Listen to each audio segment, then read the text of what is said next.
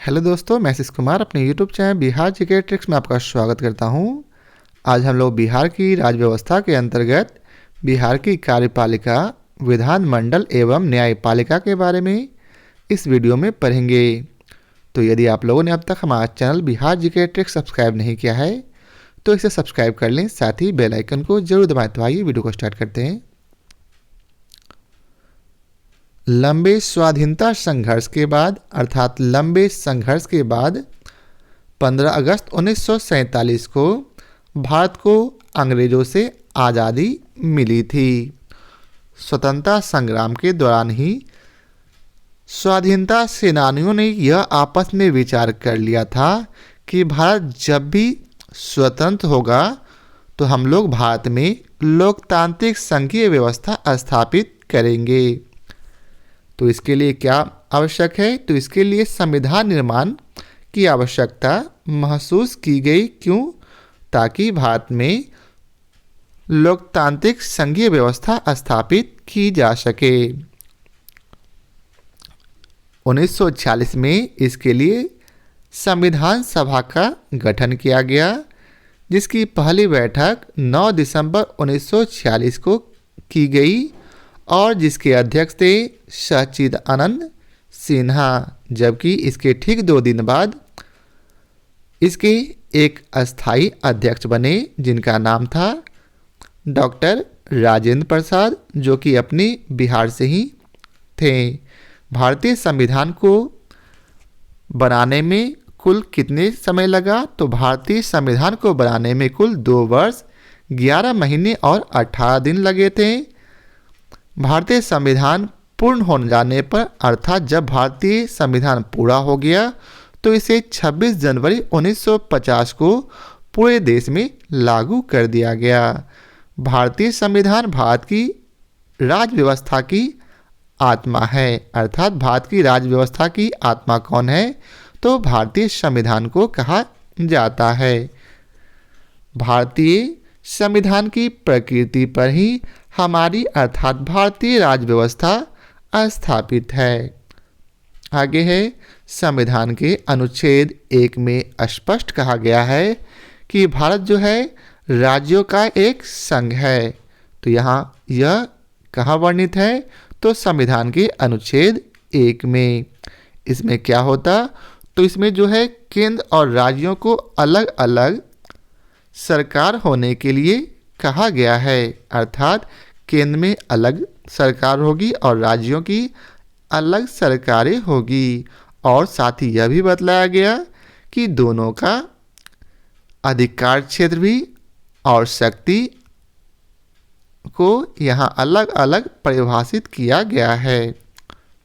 भारतीय संविधान में शासन और प्रशासन के सभी बिंदुओं के लिए प्रावधान किए गए हैं।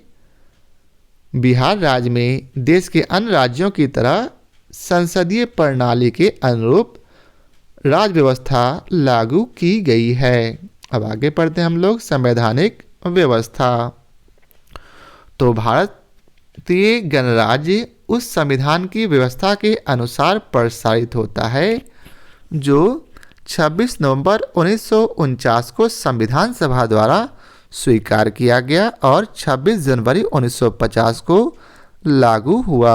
अर्थात हमारा जो भारत जो है यह किसके अनुसार प्रसारित होता? तो यह संविधान के अनुसार। संविधान जो कि वर्तमान में है उसकी स्वीकृति 26 नवंबर 1949 को ही संविधान सभा द्वारा कर ली गई थी, लेकिन 26 जनवरी 1950 को इसे लागू किया गया। आगे है, आप लोग हमें कमेंट करके बताएं कि आखिर 26 जनवरी को ही संविधान को क्यों लागू किया गया था। अब नेक्स्ट पॉइंट है, भारतीय संविधान के कुल 26 भाग हैं, जिसमेमें प्रत्येक भाग में कई अनुच्छेद हैं। भारतीय संविधान में वर्तमान में कुल 461 अनुच्छेद हैं, लेकिन जब संविधान लागू हुआ था उस समय 395 अनुच्छेद थे। आगे है, भारतीय संविधान के भाग 6 जिसमें 152 से 237 अनुच्छेद हैं। राज्य स्तर पर सरकार के ढांचे से संबंधित है। तो भाग 6 किससे संबंधित है? तो राज्य स्तर पर सरकार के ढांचे से संबंधित है। बिहार की राज्य व्यवस्था संविधान के प्रावधानों पर ही आधारित है। अर्थात बिहार की जो राज्य व्यवस्था है, अर्थात बिहार में जो व्यवस्था चल रही है वह किस पर आधारित है?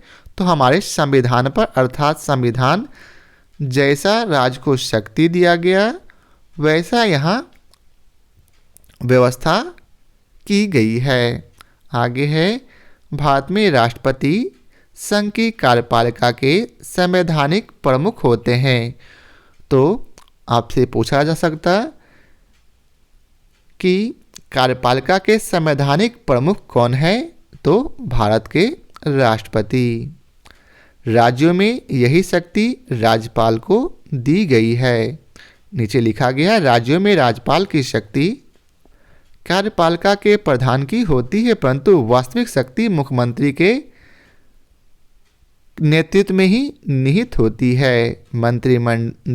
मंत्रिपरिषद सामूहिक रूप से विधानसभा के प्रति उत्तरदायी है। ये पॉइंट भी याद रखेंगे कि मंत्रिपरिषद सामूहिक रूप से किसके प्रति उत्तरदायी होते?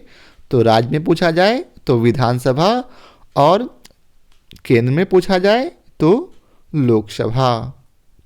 वही राज्य में पूछा जाएगा कार्यपालिका के प्रधान की शक्ति, तो राज्य में राज्यपाल और केंद्र में राष्ट्रपति। नेक्स्ट है, संविधान में विधायी शक्तियां संसद एवं राज्य विधान मंडलों में विभाजित की गई है तथा शेष शक्तियां संसद को प्राप्त है। नेक्स्ट पॉइंट है, राज्य सरकार का प्रधान कौन होगा? तो राज्य सरकार का प्रधान जो है राज्यपाल होता है। राज्यपाल को विधायिका, न्यायपालिका एवं कार्यपालिका से संबंधित अधिकार मिले हुए हैं।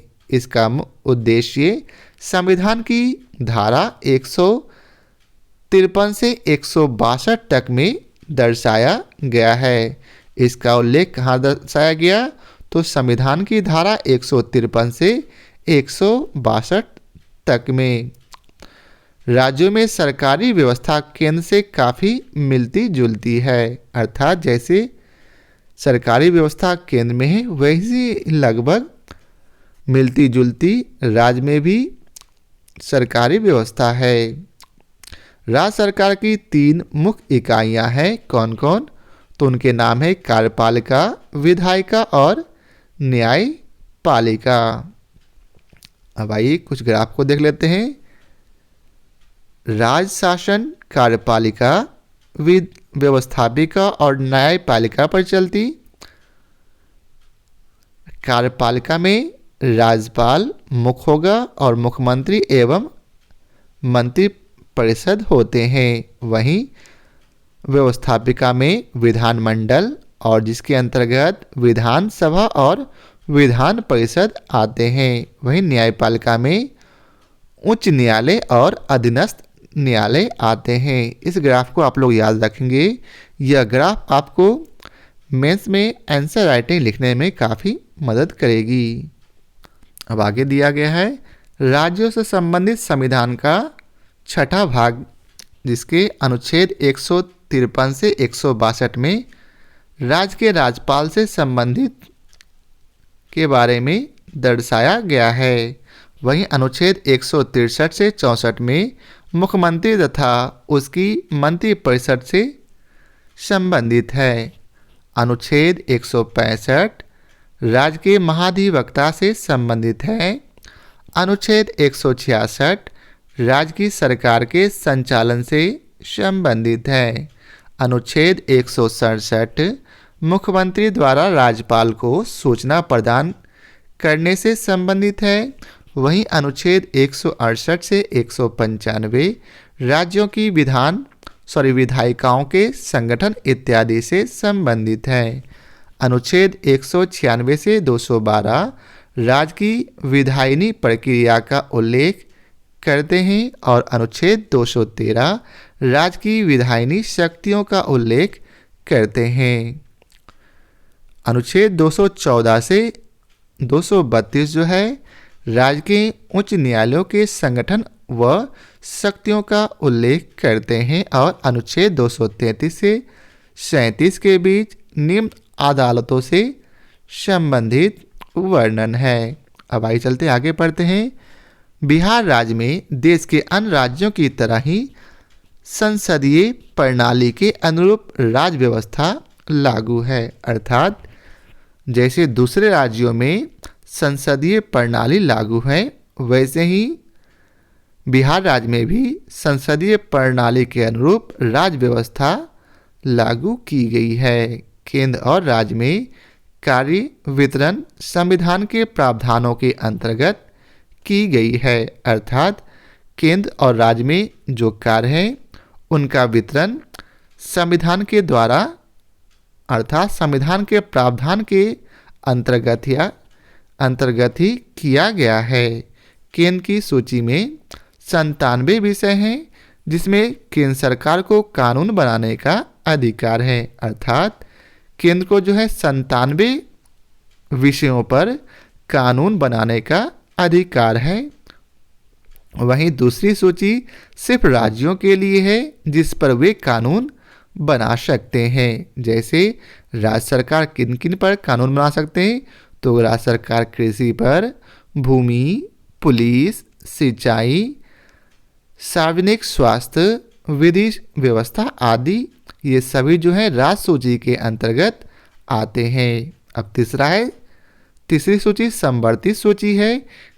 समवर्ती विषयों की है जिस पर केंद्रीय संसद और राज्य विधानमंडल दोनों कानून बना सकते हैं। ठीक है, तो केंद्र सूची में केवल केंद्र सरकार, राज्य सूची में केवल राज्य सरकार और समवर्ती सूची में दोनों मिलकर अर्थात केंद्र सरकार और राज्य सरकार दोनों मिलकर कानून बना सकते हैं। अब आगे है बिहार में द्विसदनात्मक व्यवस्था है, अर्थात विधानसभा और विधान परिषद।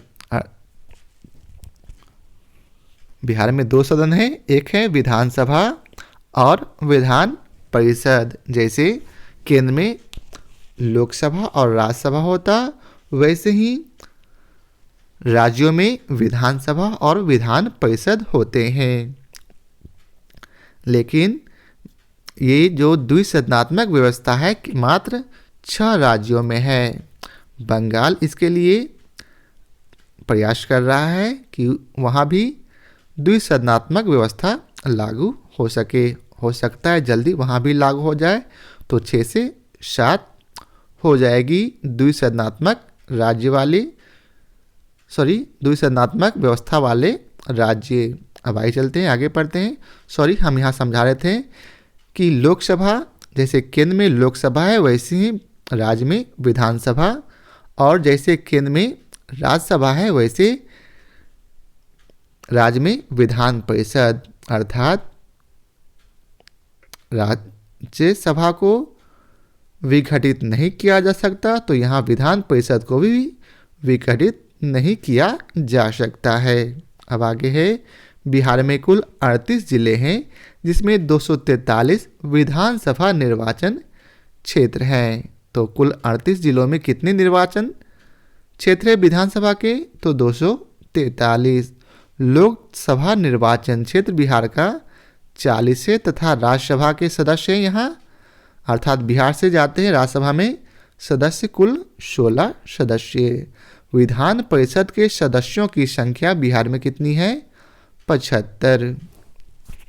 तो याद रखेंगे कि विधान परिषद के सदस्यों की संख्या 75 है, राज्यसभा के सदस्य 16 और लोकसभा निर्वाचित क्षेत्र में 40 बिहार से जाते हैं। आगे है 104 में संविधान संशोधन द्वारा एंग्लो इंडियंस की नियुक्ति का प्रावधान समाप्त कर दिया गया। पहले क्या था कि लोकसभा और राज्यसभा में राष्ट्रपति द्वारा एंग्लो इंडियन को नियुक्त करते थे, उसी प्रकार राज्य में भी राज्यपाल के द्वारा एंग्लो इंडियन की नियुक्ति की जाती थी, लेकिन 104वें संविधान संशोधन द्वारा यह प्रावधान समाप्त कर दिया गया। यह प्रावधान कब समाप्त किया गया? तो 2019 में। अब आइए चलते हैं, आगे पढ़ते हैं राज्यपाल के बारे में। तो पहले है भूमिका। तो राज्यपाल की क्या क्या भूमिका है? तो राज्यपाल राज्य प्रशासन का वैधानिक प्रधान होता है। तो राज्य प्रशासन का वैधानिक प्रधान कौन होगा? तो राज्यपाल वैधानिक प्रधान होने के बावजूद राज्यपाल को मंत्रिपरिषद की सलाह से काम करना पड़ता है। वैधानिक प्रधान किसे कहा गया है? तो राज्यपाल को, लेकिन फिर भी इसे मंत्रिपरिषद की सलाह से ही काम करना पड़ता है। जैसे राष्ट्रपति को वहाँ केंद्र में किया जाता था, वैसे यहाँ राज्यपाल भी मंत्रिपरिषद की सलाह के बिना कुछ नहीं कर सकता। इसके लिए वह मुख्यमंत्री और राज्य मंत्रिपरिषद की नियुक्ति करते हैं। राज्य मंत्रिपरिषद उन्हें सहायता और परामर्श देते हैं। आगे है, राज्य का संवैधानिक प्रमुख होने के कारण राज्यपाल को कुछ विशेषाधिकार भी प्राप्त हैं। राज्य में संवैधानिक प्रमुख कौन है? तो राज्यपाल, जिस कारण से इसे कुछ अतिरिक्त विशेष अधिकार दिए गए हैं। अनुच्छेद 213 के अंतर्गत उसे वे सभी अधिकार प्राप्त हैं जो अनुच्छेद 123 के अंतर्गत संसदीय क्षेत्र में राष्ट्रपति को प्राप्त हैं। तो क्या हो गया? दोनों में राज्यपाल और राष्ट्रपति लगभग सेम कह सकते हैं कि दोनों की शक्ति लगभग सेम है। सिर्फ याद रखेंगे, राज्यपाल जो है मृत्युदंड को क्षमा नहीं कर सकता, जबकि राष्ट्रपति जो है मृत्युदंड को क्षमा कर सकता है। आगे है राज्यपाल विधानमंडल और विधान परिषद। देखिए, विधान मंडल को दो भाग में बांटा गया, एक विधान परिषद और दूसरा विधानसभा। आपको पहले ही इसके बारे में बताया जा चुका है। अब आगे है कार्यपालिका संबंधी अधिकार। राज्यपाल राज्य के मुख्यमंत्री की नियुक्ति करता है। राज्य के मुख्यमंत्री की नियुक्ति कौन करता? तो राज्यपाल एवं मुख्यमंत्री के सलाह पर वह मंत्रिपरिषद के अन्य सदस्यों की भी नियुक्ति करता है। राज्य के महाधिवक्ता तथा राज्य लोक सेवा आयोग के अध्यक्ष और सदस्यों की भी नियुक्ति करता है, किंतु उन्हें पदच्युत अर्थात पद से वह हटा नहीं सकता। नियुक्ति कर सकता है लेकिन पद से नहीं हटा सकता। किन की नियुक्ति करता? तो महाधिवक्ता की, राज्य लोक सेवा आयोग के अध्यक्ष की और सदस्यों की, मंत्रिमंडल सदस्यों के बारे में कहा जा रहा। आगे, राजकीय विश्वविद्यालयों का कुलपति राज्यपाल ही होता है। उपकुलपतियों की नियुक्ति करके विश्वविद्यालयों का संचालन करता है। अब चूंकि राज्यपाल एक है और विश्वविद्यालय अधिक, तो इसके संचालन के लिए उसे और भी कुलपति की ज़रूरत होगी। तो उसके लिए वह उपकुलपतियों का नियुक्ति करता, जिससे विश्वविद्यालयों का संचालन वे कर सकें। आगे है, राज्यपाल की सलाह पर राष्ट्रपति उच्च न्यायालय के न्यायाधीशों की नियुक्ति करता है। तो राज्यपाल की सलाह पर राष्ट्रपति उच्च न्यायालय अर्थात हाई कोर्ट के न्यायाधीशों की नियुक्ति करता है। राज्यपाल प्रशासन से संबंधित महत्वपूर्ण विनियम तथा अध्यादेश जारी करता है। तो प्रशासन से संबंधित महत्वपूर्ण नियम, विनियम और अध्यादेश कौन जारी करता? तो राज्यपाल। लोकायुक्त की नियुक्ति भी राज्यपाल ही करता। ऐसे व्यक्ति को जिनको साहित्य, विज्ञान, कला एवं सामाजिक सेवा, सहकारिता आंदोलन के संबंध में विशेष ज्ञान है, विधान परिषद में कुल सदस्यों की 1/6 सदस्यों का नाम मनोनीत करता है। कौन? तो राज्यपाल। राज्यपाल विधानमंडल का अभिन्न अंग होता है। विधानमंडल किसे किसे बनता? तो विधान सभा, विधान परिषद और राज्यपाल तीनों मिलकर, जैसे संसद बनते हैं लोकसभा, राज्यसभा और राष्ट्रपति तीनों मिलकर, उसी प्रकार विधानमंडल बनता है विधानसभा, विधान परिषद और राज्यपाल तीनों को मिलाकर। इसका अधिवेशन बुलाते हैं और सत्रावसान भी करते हैं। जिस प्रकार लोकसभा में अधिवेशन बुलाता है राष्ट्रपति, उसी प्रकार विधानमंडल में अधिवेशन कौन बुलाता? तो राज्यपाल। आगे विधायी शक्तियां के बारे में जानते हैं। किसी भी विधेयक राज्य के विधानमंडल द्वारा पास हो जाने के पश्चात तब तक कानून के रूप में नहीं परिवर्तित हो सकता जब तक उस विधेयक पर राज्यपाल अपनी स्वीकृति प्रदान न कर सके। आप लोग जानते हैं केंद्र में जब वह कोई भी विधेयक कानून तब तक नहीं बनता जब राष्ट्रपति उस पर साइन करता है। जब तक साइन नहीं करता, उसी प्रकार राज्यपाल में ही उसी तरह राज्य में भी वैसा ही होता। जब तक राज्यपाल विधानमंडल द्वारा कोई कानून पास किए जाने पर यदि राज्यपाल का स्वीकृति उस पर प्रदान न किया गया हो तो वह कानून नहीं बन सकता। यदि राज्यपाल किसी विधेयक पर राज्यपाल अपनी स्वीकृति नहीं देता तो वह विधेयक पुनः विधानमंडल के पास पुनर्विचार के लिए भेज दिया जाता है। आगे न्यायिक शक्तियाँ। राज्यपाल की न्यायिक शक्तियाँ क्या क्या है? तो राज्यपाल किसी व्यक्ति को दिए गए दंड को क्षमादान, लघुकरण अर्थात छोटा, निलंबन आदि में बदल सकता है। अनुच्छेद 161 के अंतर्गत राज्यपाल राज्य की कार्यपालिका के विस्तार तक की विधि का उल्लंघन करने वाले को भी कुछ हद तक छूट दे सकता है। जिला न्यायाधीश की नियुक्ति और प्रोन्नति में उनका अर्थात राज्यपाल का प्रमुख योगदान रहता है। अब आइए पढ़ते हैं राष्ट्रपति शासन के बारे में। राज्यपाल की अनुशंसा पर राज्य का शासन राष्ट्रपति अपने हाथों में ले लेता है। अर्थात राष्ट्रपति शासन क्या होता? तो राज्यपाल जब यह अनुशंसा करे कि राज्य में अच्छे से शासन नहीं चल पा रहा, उस परिस्थिति में राष्ट्रपति जो है अपने हाथों में राज्य का शासन ले लेगा। व्यवहार में राष्ट्रपति राज्यपाल को राज्य के प्रशासन चलाने की वास्तविक शक्ति प्रदान कर देता है। विधानमंडल की पूरी शक्तियां अस्थायी रूप से केंद्रीय संसद को मिल जाती है। और क्या होगा? विधानमंडल की पूरी शक्तियां किसको पास चली जाएगी? तो केंद्रीय संसद के पास। कहने के लिए होगा राष्ट्रपति शासन, लेकिन उस समय वहाँ का प्रशासन कौन चलाएगा? तो राज्यपाल। अब आगे है राष्ट्रपति शासन का सामान्य कार्यकाल 6 महीने का होता है, परंतु संसद की पूर्व अनुमति से इसकी अवधि अधिकतम 3 वर्ष के लिए और भी बढ़ाई जा सकती है।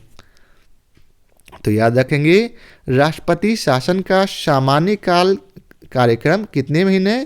तो 6 महीने, लेकिन संसद की पूर्व अनुमति से इसकी अवधि कब तक बढ़ाई जा सकती? तो अधिकतम 3 वर्ष।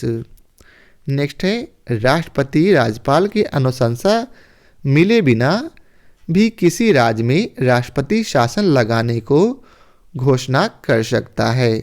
जरूर नहीं कि राष्ट्रपति जो है राज्यपाल जो है अनुशंसा करे। राष्ट्रपति चाहे तो वो अपने मन से भी किसी राज्य में राष्ट्रपति शासन लगा सकता है, अर्थात घोषणा कर सकता है कि विभिन्न राज्यों में राष्ट्रपति शासन है। अब आगे है आपातकालीन अधिकार। राज्य में संवैधानिक संकट उत्पन्न होने की दशा में राज्यपाल अनुच्छेद 356 के अंतर्गत राष्ट्रपति से उस राज्य में राष्ट्रपति के प्रतिनिधि के रूप में राज्य का संचालन करता है। आपातकालीन अधिकार क्या है? तो इसमें क्या होगा कि राष्ट्रपति शासन लागू हो जाएगा राज्य में, और क्या होगा, उसका संचालन कौन करेगा? तो राज्यपाल। नेक्स्ट है वित्तीय शक्तियाँ। राज्यपाल को कुछ वित्तीय शक्ति भी प्राप्त है। राज्य विधानसभा में राज्यपाल की पूर्ण स्वीकृति के बिना कोई भी धन विधेयक प्रस्तुत नहीं किया जा सकता। जैसे केंद्र में राष्ट्रपति के बिना लोकसभा में कोई भी धन विधेयक प्रस्तुत नहीं किया जा सकता। आगे है औपनिवेशिक शासन व्यवस्था के लेफ्टिनेंट गवर्नर एवं राज्यपाल। बिहार, बंगाल, उड़ीसा संयुक्त प्रांत में 1 अप्रैल 1912 को बंगाल से अलग करते हुए बिहार उस समय उड़ीसा सहित था, अर्थात बिहार और उड़ीसा एक साथ था। जब बिहार बंगाल से अलग हुआ था, अर्थात अलग प्रांत का दर्जा जब बिहार को मिला था। कब हुआ था ऐसा? तो 1 अप्रैल 1912 को। बिहार उड़ीसा संयुक्त प्रांत का शासन चलाने के लिए औपनिवेशिक अंग्रेजी सरकार द्वारा लेफ्टिनेंट गवर्नर का पद सृजित किया गया था। अर्थात उस समय बिहार को चलाने के लिए, अर्थात बिहार उड़ीसा के संयुक्त प्रांत का शासन चलाने के लिए अंग्रेज सरकार को क्या करना पड़ा था? तो लेफ्टिनेंट गवर्नर का पद यहाँ सृजित अर्थात बनाना पड़ा था। आप लोग देख सकते हैं नीचे दिया गया लेफ्टिनेंट गवर्नर और उनका समय। पहला लेफ्टिनेंट गवर्नर बिहार के कौन थे? तो सर चार्ल्स स्टुअर्ट बेली, जिसका समय 1 अप्रैल 1912 से 19 नवंबर 1915 था। और दूसरी बार कौन आए? तो सर एडवर्ड एल्बर्ट गेट, जिसका समय आप लोग देख सकते हैं उसी क्रम में आगे भी चेंज होता रहा। नोट याद रखेंगे, 1 अप्रैल 1936 को बिहार उड़ीसा संयुक्त प्रांत से उड़ीसा को अलग कर दिया गया। ठीक है, तो 1912 में क्या हुआ था? बिहार बंगाल से अलग हुआ और 1936 में बिहार उड़ीसा से अलग हुआ। अब आगे है राज्यपाल के बारे में। बिहार उड़ीसा संयुक्त प्रांत से उड़ीसा को अलग प्रांत बनाए जाने के बाद बिहार के राज्यपाल के बारे में नीचे दिया गया है। तो उस समय कौन था? तो पहला मॉरिस गार्नियर हैलेट, और आगे भी इसके क्रम दिए गए हैं। आप लोग चाहें तो इसे वीडियो को पॉज कर देख सकते हैं। अब आगे है स्वतंत्रता के पश्चात बिहार के राज्यपाल। 15 अगस्त 1947 को भारत एक स्वतंत्र देश बना। स्वतंत्रता प्राप्ति के पश्चात बिहार के राज्यपाल हुए। पहले राज्यपाल बिहार के जयराम दास दौलत राम, जिसका कालक्रम 15 अगस्त 1947 से 11 जनवरी 1948 था। दूसरा राज्यपाल बिहार के हुए माधव श्री हरि अने, जिसका कार्यकाल 12 जनवरी 1948 से 14 जून 1952। और फिर आगे आप लोग देख सकते हैं। आप लोग चाहें तो इसका स्क्रीनशॉट ले लें, मैं इसे थोड़ा छोटा कर देता हूं।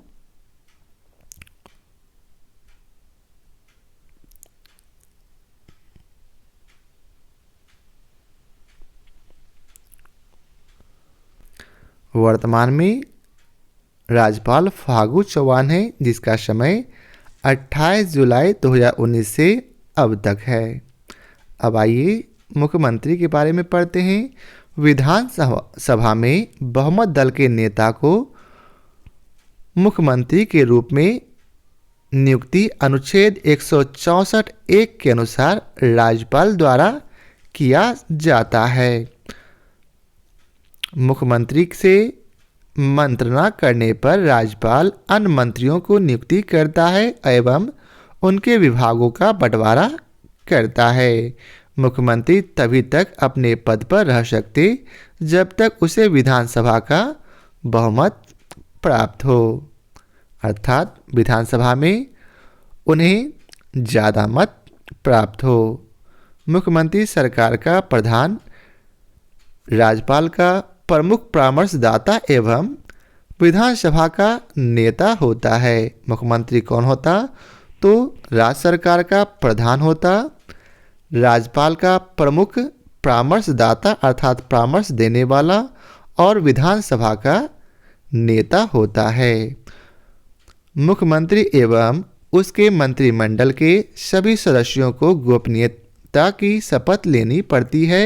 राज्यपाल और मंत्रिपरिषद के बीच मुख्यमंत्री एक कड़ी का काम करता है, अर्थात राज्यपाल और मंत्रिपरिषद को कौन जोड़े रखता? तो मुख्यमंत्री। आगे है राजकीय प्रशासन में मुख्यमंत्री का स्थान सर्वोपरि है। जैसे केंद्र के अर्थात पूरे देश के प्रशासन में राष्ट्रपति का, वैसे ही राजकीय प्रशासन में देश के प्रशासन में जिस प्रकार प्रधानमंत्री का, उसी प्रकार राजकीय प्रशासन में मुख्यमंत्री का स्थान सर्वोपरि होता है। मुख्यमंत्री सरकार का प्रधान होता, वैसे ही प्रधानमंत्री पूरे देश का, राज्यपाल का प्रमुख परामर्शदाता होता कौन? मुख्यमंत्री एवं विधानसभा का नेता होता है। संविधान के अनुच्छेद 163(1) के अनुसार उन कार्यों को छोड़कर जिसमें राज्यपाल अपने विवेक का प्रयोग करता है, राज्यपाल को परामर्श देने के लिए एक मंत्रिपरिषद होगी जिसका नेतृत्व मुख्यमंत्री करेगा। तो आज के लिए इतना ही रहने दीजिए, आगे हम लोग नेक्स्ट पार्ट में पढ़ेंगे। तो आशा करता हूँ आप लोगों को हमारा यह वीडियो पसंद आया हो। यदि आप लोगों को हमारा यह वीडियो पसंद आया हो तो लाइक और शेयर जरूर करें। फिर मिलते हैं नेक्स्ट पार्ट के साथ। तो आज के लिए बहुत बहुत धन्यवाद।